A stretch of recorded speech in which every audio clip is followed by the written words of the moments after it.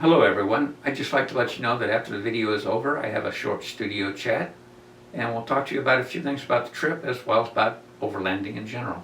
I would, I guess, or you can drop it a gear or something if you don't want to wear your brakes out. I'm not going to throw it down into 4 low.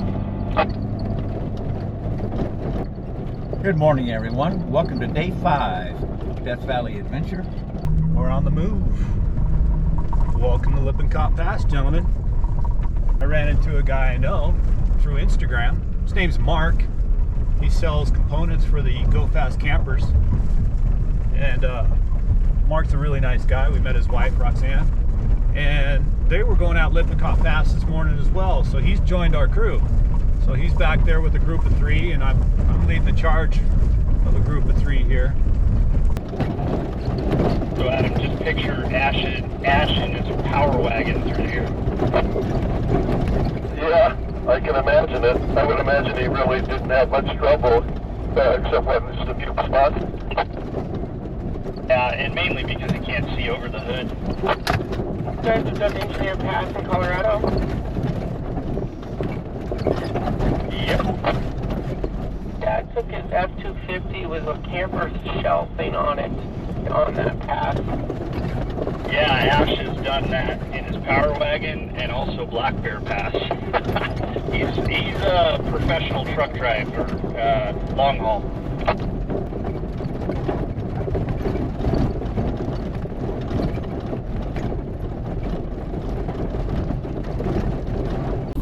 Do we still have to be split up into 2 groups?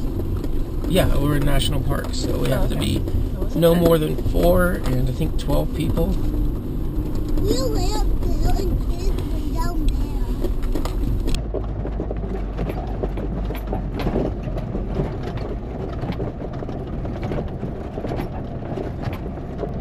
Mark, you have I guess a chase light on. I wonder if you could turn that off. I don't need it. It's not that dusty.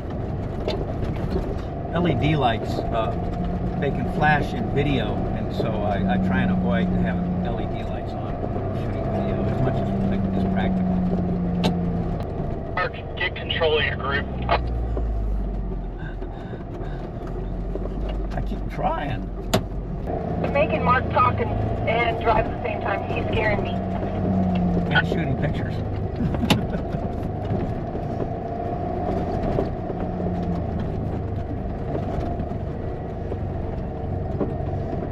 Not a multitasker. Most men aren't. We're task swappers. Jack, you get in trouble on those tight switchbacks, let me know. I got a hijack and a little trick for that. Jack knows those tricks because he wanted to do Flint Trail switchbacks, but I talked him out of it.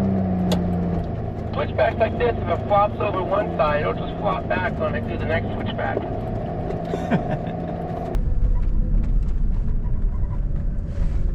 Don't get too close, Dan. I might have to Austin power it.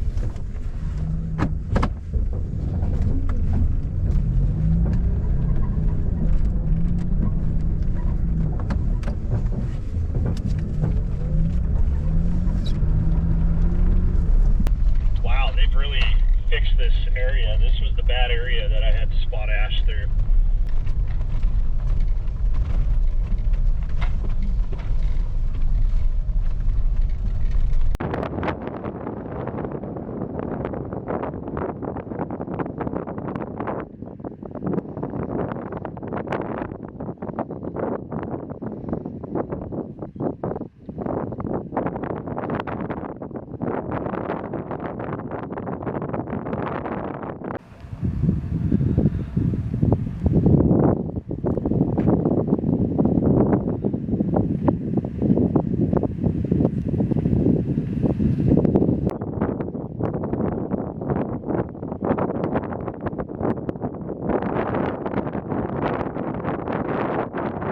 I do have to point out there wasn't anybody laying under a Toyota with a wrench this morning.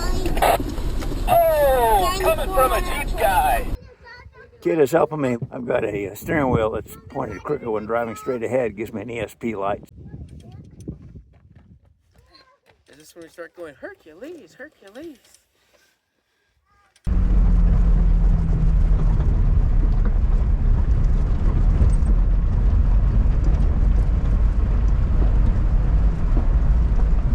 My Jeep was moving around a bit last night, but I don't know, I kind of find it pleasant. I just think I can pretend I'm on a sailboat. In our GSC, I swear it felt like a 7.7 earthquake shaking the whole night.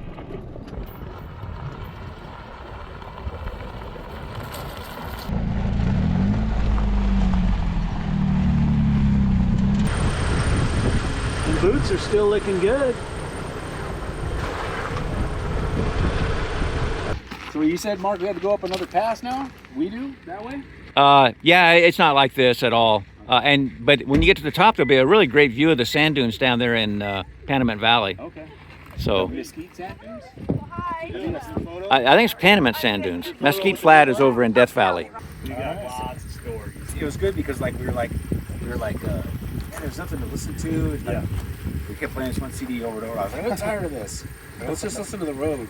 And then we get with you guys and we get stories. Yeah. Story time. Only half are true, but whatever. The other half we make up. So. Ibn Battuta, he did some traveling and then wrote his stories about it. And he says, travel, first it amazes you and then it makes you a storyteller. All right, well, today doesn't suck.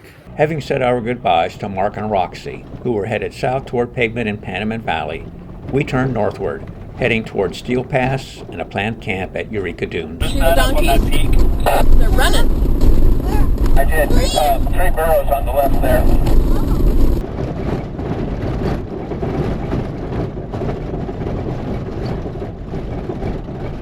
As we drove along, we came across 2 bicyclists, Jay and Robert.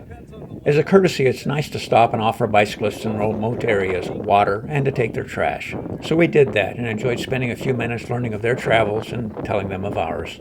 And you know, there is a dimension of safety now that we have just with satellite connections with our phones. Like if you got in trouble, you can call for help. So we really do have that ultimate safety blanket available. Yeah. But you know, I've been really impressed by the desert karma. Right, people have been generous with water, and then yesterday we stopped to help a young family with a flat tire in their Toyota. So you know, yeah, hey, it all balances out. Pay it forward. Okay, I'm starting to move out.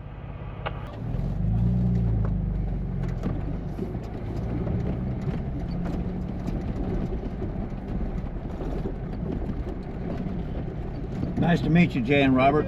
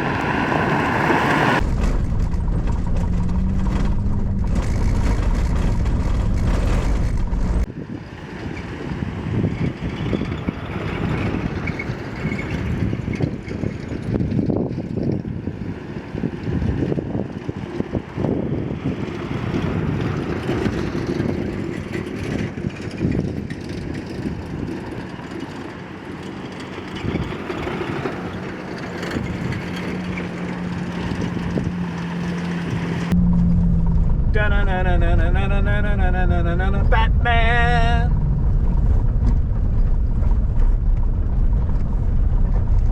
There are 2 oases with hot springs along this part of the road across Steel Pass. Both are clothing optional. We'd find a large area between them where we could stop for lunch, bypassing the actual hot springs. It was a deeper dip than I thought.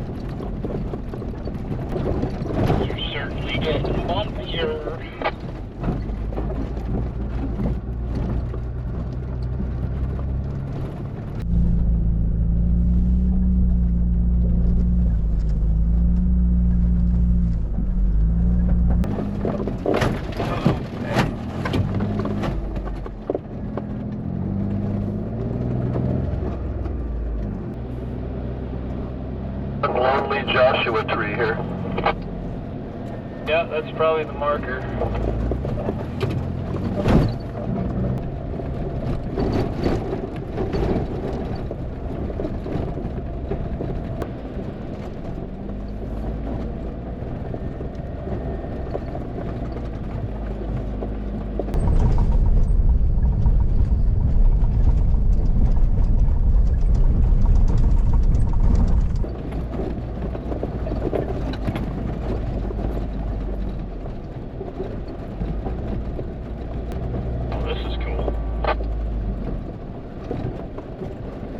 Yeah, this is the fun part.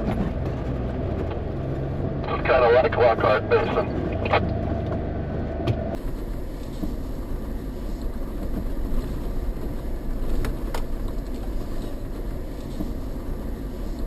Near the end of the route to Eureka Dunes, we encountered multiple closely spaced obstacles. It wasn't long before our two groups became one as we navigated these challenges together. I'm going to come down there, Chris. I think you'd be better off down there. You'll be able to do this tire and that tire. And I'm going to concentrate on spotting.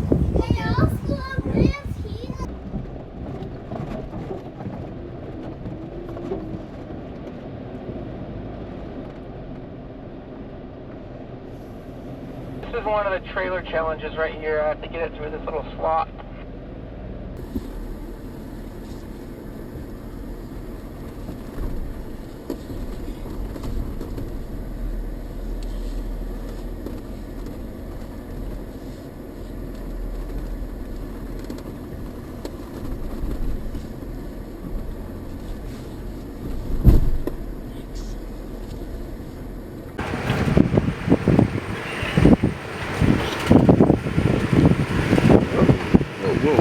Whoa. Okay. Okay. It's up to you. It's a long way down.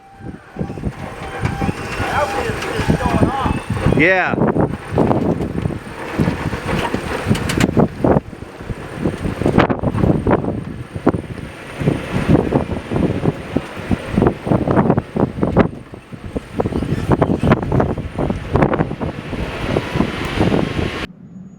Follow that line. Okay, hold there. Okay, what you're about to do is your passenger is going to climb up on that passenger rock. You're now on the inside of this rock, this side. So what you can do is you can hook around. You can do this when you start to go down, but not too soon. I'll tell you when. Okay, you're climbing the rock. Good. Okay, hold there. Just slide, stay on the brakes. Just slide down. Yep. Perfect. Okay, hold. Yep, now your driver's going to pivot around. Your driver rear is pivoting around. And steer driver a little bit. I need to come forward for the trailer. Okay, you're doing great.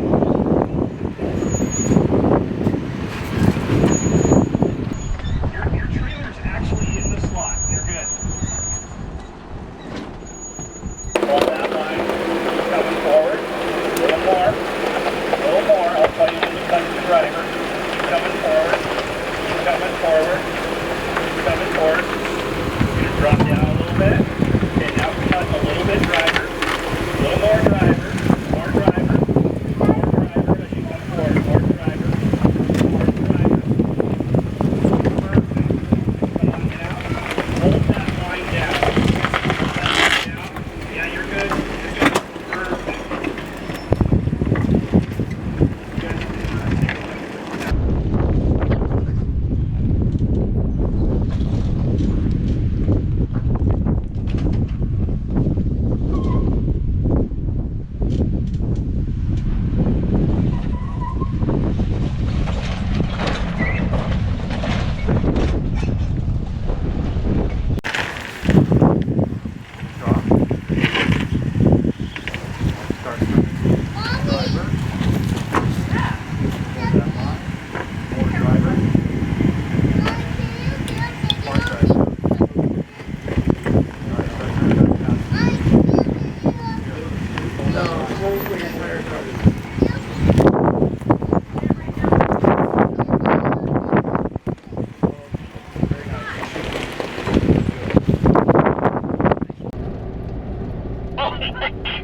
We might be changing plans, Mark. You know, we can always split up this evening and start heading in our home directions.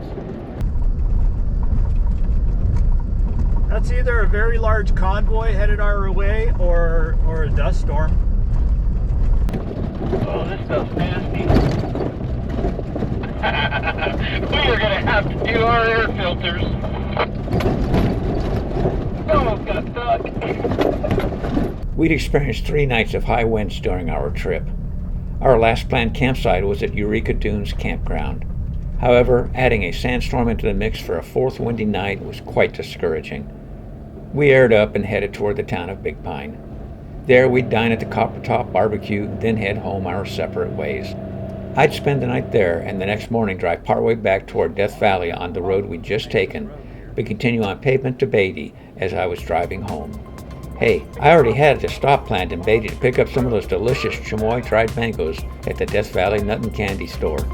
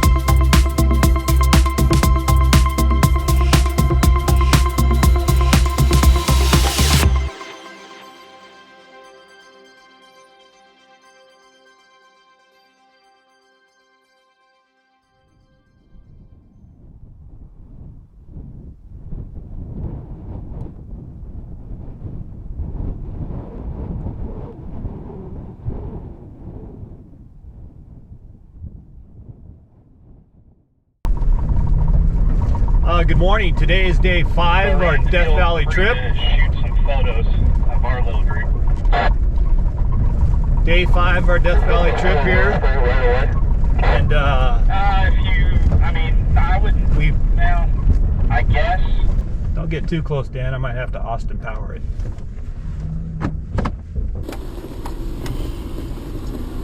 Good meeting you. Good meeting you. We're Who's? Oh, I'll add you to WhatsApp. hey, Doreen. Are you on WhatsApp? Maybe change your pose. Might be a reason to sign up for only. You guys don't mind if we use this on our on my YouTube channel, do you? Yeah, now you can.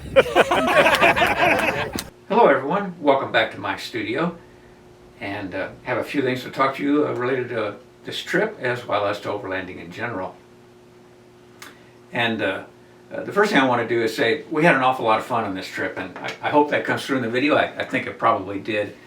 I told the guys, sent a message over WhatsApp after we got back, and I said, as I'm going through the videos, I says, this was a blooper-rich environment that we were in. And I hope that you saw that both in what I incorporated in the main part of the video as well as to where I stick the bloopers nowadays after the video is over. One unfortunate incident, you probably noticed this video had an odd beginning with the radio chatter right at the very beginning and no crew meeting. And if you were paying real close attention there to the first minute or so, you may have noticed something sitting on the hood of my Wrangler as I was driving along, and that was the camera with which I shot the group meeting beforehand that I would normally start everything with. However, I left that camera sitting on the hood, and you can actually see it fall off on one of my videos as we're heading down Lippincott Pass. So maybe somebody found that, I don't know, but I didn't have the files from that camera, so there was a little bit of a boohoo moment for me on that. Plus the cost of the camera. It's a GoPro Hero 12 on the Volt adapter, so I think that's $400 or $500 worth of hardware there. But anyway, that's the way it goes down sometimes. Fortunately, I have a couple other GoPro cameras, and I actually bought another Volt to replace the one that I lost, because it is a handy little tripod as well as a handheld, and it has controls for the GoPro on it. I'd like to talk about a few of the people that I've met on this trip, and this is going to, I think, going to become a more regular thing. And of course, you already met Mark and Roxy. You would have met more of Mark and Roxy because I actually introduced them on that camera that was lost. So I didn't have the file where I introduced them. And thus we did that with the voiceovers. Fortunately, Kit had put some words that I was able to adapt into it. And then I did have video when we were separating ways, so you got to actually see them. And then you saw the two bicyclists that we stopped and talked with and helped out a little bit, Robert and Jay. There's another individual I met.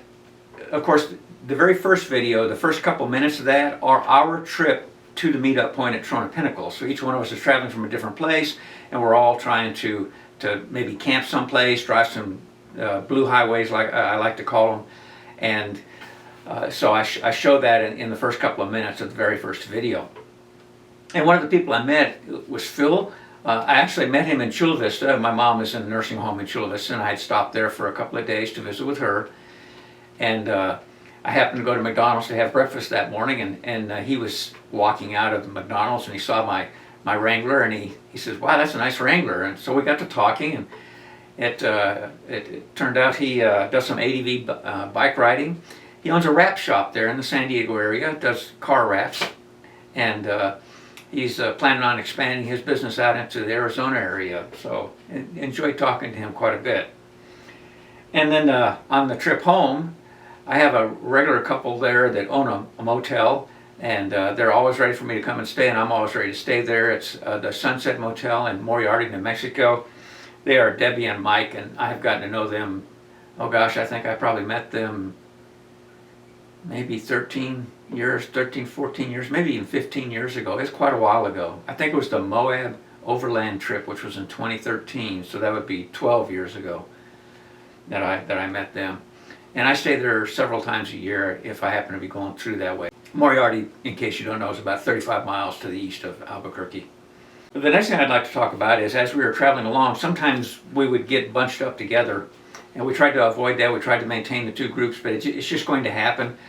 We hadn't gotten, I bet, 200 yards the first day in Mengel Canyon when we hit that first obstacle. That wasn't even 200 yards into the canyon there. I mean, we drove that dirt road that was the BLM property, and then we're turning into the into Mengel Canyon. We had not officially entered Death Valley National Park, so we were still on BLM land there.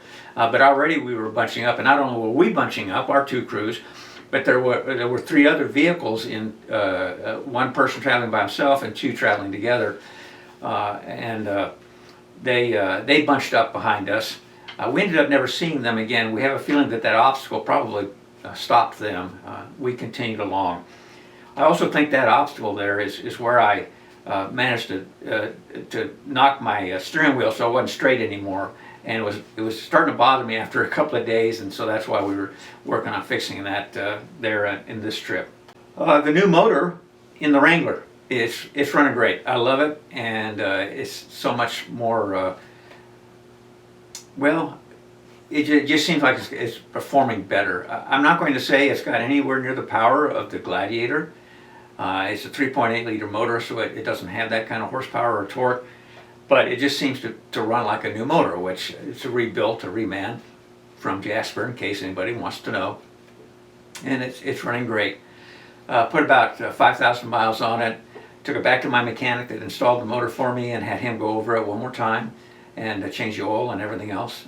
It had already been changed once, and he said the motor's looking just great. You may have also noticed that the muffler sounds different. It is different. While the mechanic was working on the motor, he noticed that the muffler had a broken seam on it and pointed that out to me and recommended I get a new one. I went and spoke to Jesse at Discount Muffler up in Edmond, and he recommended I get a MagnaFlow muffler to replace that one. I had tried to get the original muffler that was on there. It was custom made for Brett at Dominion Off-Road. However, I could not find a way to contact Brett. I tried through the website, but that wasn't working right. I didn't have a good phone number on him, so I ended up going to Jesse.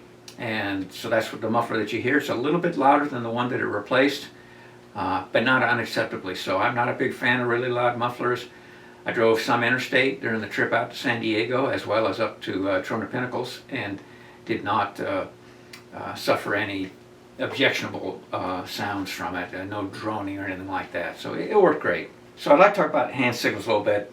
We used hand signals a little bit in Death Valley as we were passing people, and it was obvious that people didn't know because they would just wave at us and things like that. And so I just want to go over hand signals. It's very effective, especially in dusty conditions. You're going to hold up fingers for the number of vehicles behind you. So this means I've got one vehicle behind me. This means I've got 4 vehicles behind me. This means I've got 5 or more vehicles behind me. You don't have to try and hold up 6 or 10, or you need to keep one on the steering wheel, right? So that it's as simple as that. The last person puts up a fist. It isn't a power sign. It isn't some sort of a signal of that one could possibly imagine. It just means there's nobody behind me. That's all it means. So use those signals when you're out there and you're passing another group headed the other direction, and hopefully we get the word spread on that and people do a better job using it. This applies, by the way, to whether you're on a side-by-side, a motorcycle, a snowmobile. It applies in all those situations. Last thing I'd like to talk about is the elements of overlanding. Just exactly what is this overlanding thing? I want to talk about this a little bit because I try and go this direction in my videos and show things like, one of the things I like to tell people is overlanding should be more than driving, cooking, and camping. Because I have people who say, well, when I was a kid, we just called it camping. No, we didn't just call it camping. We weren't overlanding, we were camping. Camping is different. Overlanding usually involves camping, but it doesn't have to involve camping. It's travel is the big thing. Adventure travel is probably the shortest definition I've heard of it. Matt Scott and Scott Brady use those 2 words to describe it. If you don't know who they are, then you ought to look them up. They're pretty well known in the overland community. But if you've heard of Overland Expo or the magazine Overland Journal, they both have major parts in that. So, I mean, what are some things that you need to be looking at when you're overlanding, that you can be experiencing? Let me rephrase that. what are some things you could be doing when you're overlanding in addition to driving, cooking, and camping? Because I'm not going to say just because you just went driving, cooking, and camping and that's all you did that you weren't overlanding. A lot of people want to interpret it like that, but that's not what I'm trying to say. What I'm trying to say is there's more that you can be doing to have a greater experience while you are overlanding. So I want to talk about those just briefly. So I got these kind of in random order, so apologies for that. First off, foods. If you're cooking all your own food, then you're not experiencing the local foods, and there might be some great local foods. I tell you what, those dried mango slices, they were really outstanding. They're not just regular dried mango slices. They got some spice on there and a little bit spicy, a little bit of heat, not very much, but a lot of flavor from the spices. And they were just delicious, really, truly outstanding. Kind of a special thing, and I also had that, I think it was a sundae or a malt, I'm not sure which it was, that Jack had his kids sharing their, well actually I had 4 pictures of them and so I just used the one. And but that was a malt shop and I panned the picture down so you could see where it was, where they ate that at. It was someplace in Vancouver. So, but there's a wide variety of foods, local foods, and experience them. Don't just cook your, your steak or your roast beef or your whatever it is you're having in camp. Don't just do that. Get out there, and oh, by the way, patronize the local places. Support the local businesses. Music and arts. There's lots of art out there, especially in the desert, and I love that, what I'll just call it public art that you just see, like the one where a kid was singing the Batman song as we went around that one near the Warm Springs. There's lots of stuff like that out there, and you get to experience that. But they're going to, go to an art museum or go to it may not be a big art museum, it doesn't have to be the Guggenheim, and maybe it's just a little local art museum, or maybe it's just a little local arts festival. Experience these kind of things. Same thing with music. Go listen to local music. One of the things I like to tell people is, if you think the United States is one culture, you haven't really experienced much of the United States. There's a wide variety of cultures in the United States, and they vary in these things. If you want to listen to Zydeco music, you're going to go to Louisiana probably, or maybe far eastern Texas, parts of that, and you're gonna hear some music that's going to be a lot more different than maybe what you're used to hearing. Natural history, of course, we point out the burrows, and if we'd seen a snake, we'd have pointed out we didn't see any snakes. Probably a good thing, but I have seen them during my trips. I have stumbled on rattlesnakes before. And the flowers and so on. Take advantage of this and learn a little bit about the local area. Burros, mules, whatever you want to call them, donkeys. They're common out there in Death Valley. As a matter of fact, I did not stop and shoot video of it on my trip home. However, I heard of probably about 24 of them right off one of the 2-lane highways I was driving. The human history of an area too is fascinating, and we tried to touch on that in this video, and I try to do that in all my videos. One thing I like to think of that people should be doing, and I tell you, I'm 75 years old, and as I get older, the memory fades. You can probably tell by the way I have to look at my cards here. When my wife passed, my youngest daughter and I started an adventure to visit all the lower 48 U.S. national parks. And our first trip to do that was in 1999, and we would do that through 2009 was the last one. And in that time, we hit all except for 3 of the lower 48. We traveled a lot of blue highways, a lot of 2-lane highways, a lot of back roads. I was driving an F-150 2-wheel drive pickup truck. Was not equipped for overlanding the way the Wrangler or the Gladiator is. But that didn't mean that we weren't overlanding. We were camping. We didn't call it overland. We called it vacation. We didn't call it camping. We didn't say we were going camping. We said we were going on vacation. And they lasted 2 to 4 weeks. Our goal was to hike, backpack, paddle, snorkel, dive, sail. I should have wrote all these words down. There's a bunch of things you can do in a national park. Oh, 4-wheel, once we bought the Wrangler, because in 2007 picked up the Wrangler. So we started 4-wheeling, and by then she had her driver's license too. interesting thing, when she was, I think she was 13 or 14 years old, we went to visit Death Valley National Park. And I had the F-150, which had a manual transmission, I'll point out. And so I asked her, how would you like to be able to brag that the first place you drove was in Death Valley National Park? So that is the first place she drove on West Side Road there. Those were great times. Each one of those trips, I put a photo album together. And it's more than a photo album, because I see a lot of people, they'll put a photo album on Facebook and they put all these pictures up there and no captions. You have no idea what you're looking at. And I'll bet you in 20 years they won't remember some of those people. They've got pictures posted up because there might be people they met, people they traveled with, they just they're not that close of friends. So in 20 years they're going to forget their names. Trust me, it just happens. So if you want to remember these things, caption your photos. I don't care if they're on Facebook or whatever. But in my journals, which I'm making available, by the way, I'll talk more about that in a minute. I wrote paragraphs out talking about what we were doing throughout the entire trip. We saved copies of menus from restaurants that we ate at. We saved copies of maps, and when you go to a place and they give you a little handout map or a little guide to carry around as you're hiking a trail or something. We saved all of that kind of stuff. I've digitized all those memory books because I figure my daughter does not. They fill up a bookcase, a small bookcase, and I figure my daughter will not want to keep those because just the space that they take up. But the digital copies take up no space at all. The disadvantage, of course, is you have a fold-out map that's folded up in there.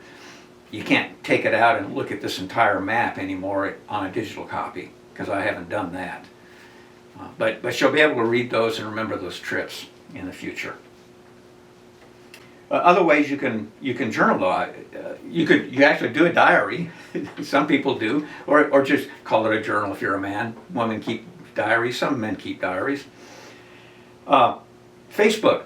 If you're going to put a Facebook album together, photo album together, caption your photos. Tell us what we're looking at in the photos. Tell us the story of the trip. Don't just put 200 pictures up. Oh, and that's another thing too. Don't put 200 pictures up. Don't ever put 200 pictures up. And especially if you don't put them in a photo album. Because if you put them in a post, then you got to look at it through one at a time. If you put them in a photo album, I can click, your viewer can click on the photo album page, and he'll see all thumbnails of all the photos, and then he can pick and choose the ones he wants to look at rather than having to page through them all. I'll tell you, most people are not going to page through. I don't remember what the limit is on Facebook. It's not 200. It's not that high, but I think it's 80 something. Most people are not going to page through 80 something photos that you post. But if you post a photo album, they will look at that page, which has all 83 thumbnails, and then they will pick out some of the ones that are further down that they might not see otherwise. But when I say curate, I mean, if you took 22 pictures of your kid on a swing set, pick one or two of them to share. Pick the best one or two. Don't share them all. And then, of course, the last thing, YouTube videos. So I'm not going to belabor the point on that, except when you put your videos together, tell your story and let people know what's going on. And I try and do my job at that, and I hope that you find that worthwhile. Anyway, last thing I said I wanted to share was about how to get those old memory books of mine from 1999 to 2009, the digitized copies. I have been putting together, I've mentioned it a couple of times in the past, on Dropbox, a series of documents that I think might come in helpful. The first one that'll pique a lot of people's interest is 30 recommended overlanding routes. I'll probably at some point add some more to that, because I probably could make it about 4 times that size. But this is 4 overlanding routes around North America. These are not GPX files, but they do have maps in them. And they do have instructions on how, if you want to create the GPX file or where you can obtain the GPX file. But they have a lot of information on what it would take to run that route, including things like recommended vehicle equipment and where you might be able to camp, that kind of stuff. So it's good information, and it doesn't cost you anything. Also on there is a 153-page, if I remember right, document on Ray and I's trip to Alaska and Canada. So if you're going to Alaska or Canada, you might find that very handy. It talks about our trip to the area and the places we went, the places we didn't go, why we did the routes that we did, why we skipped the things we skipped, so on and so forth. I wish I'd had that document before I went, because there's a lot that we didn't do that I now know and I wish I had done. Something I'm calling is Thoughts on Overlanding. I can't remember how many there are right now, a couple of dozen maybe. Thoughts on Overlanding. And each one has a different subject. I got thoughts on overlanding. Do I really need four-wheel drive? Some of them are pretty basic. Thoughts on overlanding. When overlanding goes bad. That's a very long one. There's actually 2 editions of that. There's an abridged edition for those of you who don't want to read the longer one. It's about 3 times longer. I think it's 68 pages on the long one. And in that, I have different subjects, mechanical malfunctions, weather, and then one is called When My Phone Rings. Another one is medical issues or something like that. And that's where the one, if you read that, you can learn about what happened with Kit and his accident that resulted in 2.5-year layoff from doing any overlanding at all. I will put the link to that in the video description, and I'll also put that on the page where the group discussion is going to occur on YouTube. I can't remember what that page is called. Anyway, community page or something like that. There'll be a link. I mentioned my Facebook. If you have a Facebook account, you do not have to send me a friend request in order to look at my Facebook. The only thing I put private on my Facebook that you would not be able to see, it has to do with my immediate family, and it's nothing that would interest you. But other than that, I post everything pretty much public on Facebook. So you can look at all the albums and to your heart's content. Thank you very much. Have a great day. Happy Easter, by the way. It is Easter today. And finally, explore your world.